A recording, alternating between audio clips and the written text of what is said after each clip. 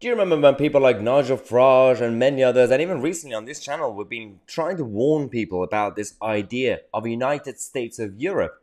People on the left and the liberal side, the Ramonas, kept saying, ha, it's never going to happen, that's never the intention, and it's just the family of European nations. No. Recently, Emmanuel Macron, French president, came out, indicated his intentions to create this new political community and to fast forward to have a society and a continent that is based on one nation, one federal nation called the United States of Europe. He has now published more details and more the document in his paper to outline the kind of the idea, the blueprint of what could be the future of Europe. And he finally, for the first time, has confirmed and confessed that he's doing this for a number of reasons. One, to make sure that France is superior, to make sure that they are calling the shots rather than just relying on Germany and then being the secondary nation, but also the attempt to get United Kingdom and Britain back into the European project. This is through the back door because the initial structure is going to be called something like the European Political Community. So they could say, UK, do you want to come back?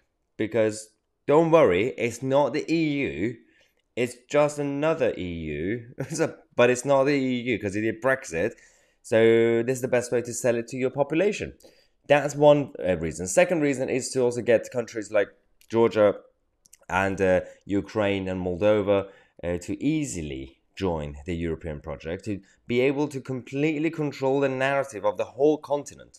As if we don't have enough problems with the way the NATO leaders have been dealing with the strategy of NATO, with the way Ursula von der Leyen and in the past Juncker and many others in the European Commission have been expanding the European Union.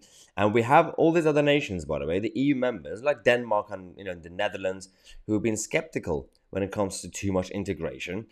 This is the best way for them to get even those countries to say yes to all the ideas that will create the United States of Europe. The fascinating thing is they don't understand the difference between Europe and America. They assume, and people like Guy Verhofstadt, for example, have been saying for such a long time, he's a federalist. He wants to create the United States of Europe. They don't understand there is a reason that America is the United States of America. You can't completely copy and paste that model into a random continent. You can't even do it in Africa or Asia, because it is a very unique thing that works for the United States of America. In Europe, in the continent of Europe, you have various different cultures, different requirements, different in terms of the level playing field doesn't exist. Economically, financially, on a societal level, every single tribe is different. These countries can't even manage their own nations. Even in the UK, the gap between the north of England and south of England, then the gap between Wales and Lincolnshire is massive. You can't even handle, for example, being a mayor of London, where you have the Essex side, and then you've got the southeast London side, then you've got Islington side.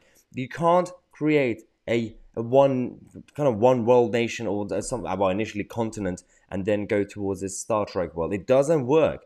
But he's at least finally confessed that he wants to do it to get Ukraine, get the UK, get all these countries back into the European project, and then go from there. And it's an absolutely disgusting project, and we have to call it out, and we have to campaign against it, and this channel will be leading this campaign in the next few months. Subscribe to the channel. Thanks again for watching. I'm Tousi, and we are the media.